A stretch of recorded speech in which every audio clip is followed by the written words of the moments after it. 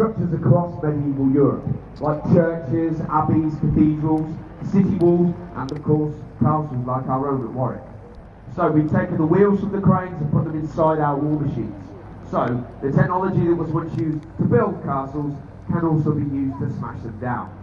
So this is how she works with the wheels. Those two wheels are connected with a central axle. The rope that is now tied to the end of the throwing arm, instead of going towards the tractor, it would come this way. It would go through the pulley and then be connected to that central axle. Now, the Trebuchet master is not the only person who will be operating this machine. Normally, we have a crew. So we have 4 members of crew, 2 to climb inside each of the giant wheels, and they simply walk inside those giant wheels like giant hamsters. So they walk in that direction.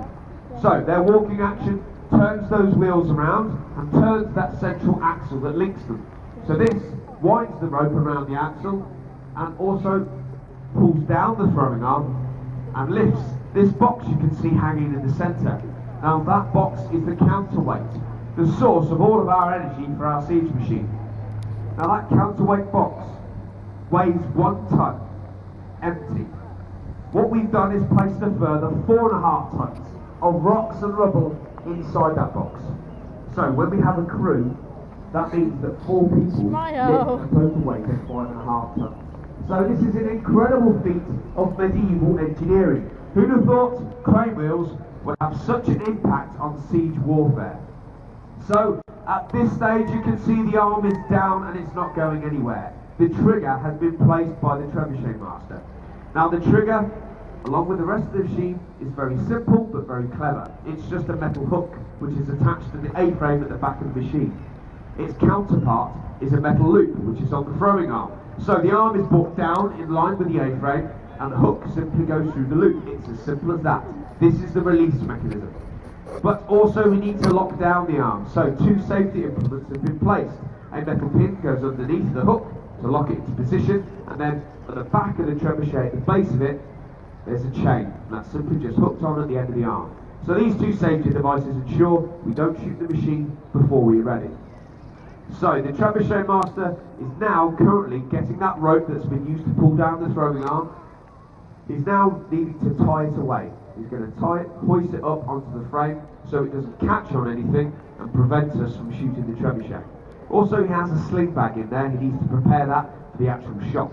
But normally, with the crew, the job of the winders wouldn't be over just yet. So they've walked that way in the wheels. Very hard job, pulling down that throwing arm, lifting up that weight. They would have to split into 2 teams, get back in the wheels and walk in that direction. So, incredibly tough. Back inside the wheels and walking the other way after all of that hard work. Why do they have to do it?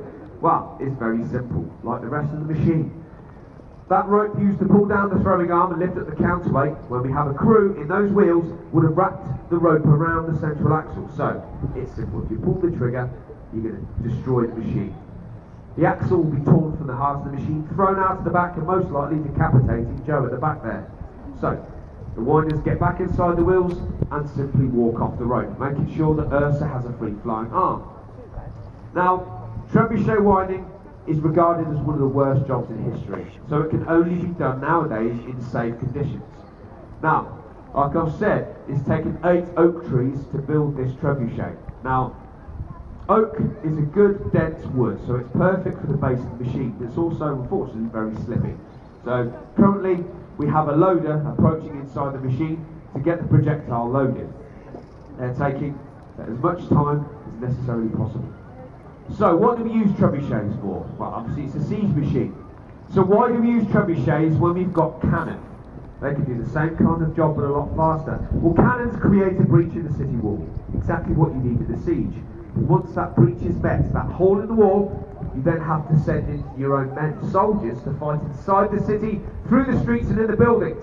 Now the problem with close quarter medieval urban warfare is the fact that you have to lose a lot of your own men. Perhaps half of your soldiers won't survive through fighting.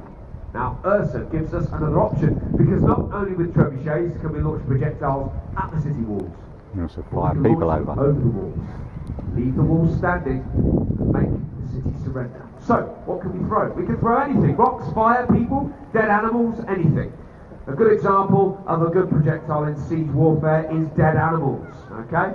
So on your journey down to war, just collect any dead carcasses of cows or horses, stockpile them, make sure you've got plenty of ammunition, and launch the bodies into the city. What we're trying to do is hit their wells, the water supply. If it can contaminate it, well then they have to surrender. But the one thing medieval man was most frightened of was fire. Most of the internal structures of the medieval city will be made of wood and thatch.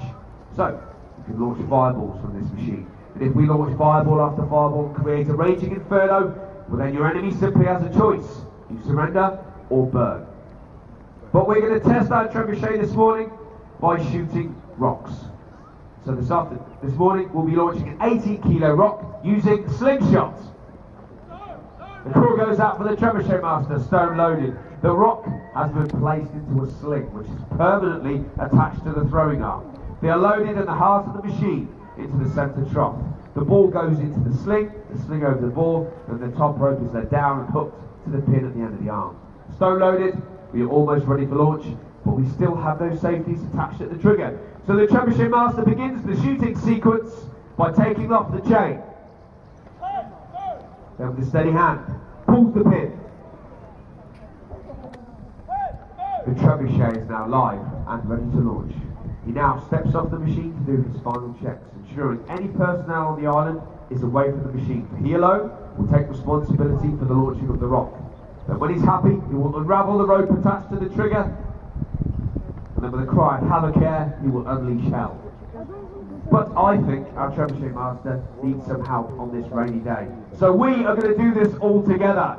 We're going to give him his cue to pull that trigger. It consists of a countdown from 10, and then giving him the command of loose. So are you ready to count? Come on, I know it's raining, but that was rubbish. We're practicing for war here. Are you ready to count? Then let's do it! 10, 9, 8, 7, 6, 5, 4, 3, 2, 1, loose! And we launch! There she goes, throwing the rock at 150 miles an hour. Fantastic, ladies and gentlemen.